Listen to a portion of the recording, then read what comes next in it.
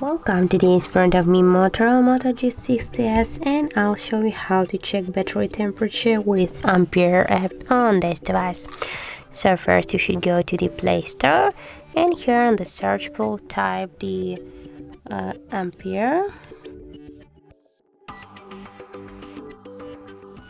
Now we have to get this application, so tap to install and wait a few seconds while application installs on your device. Now just open the app. Here click yes, I agree, pick close, and on the left down corner tap to OK.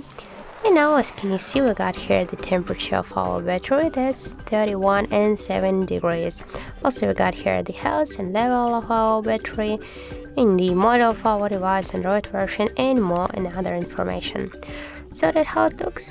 If you found this video helpful, remember to leave a like, comment and subscribe our channel.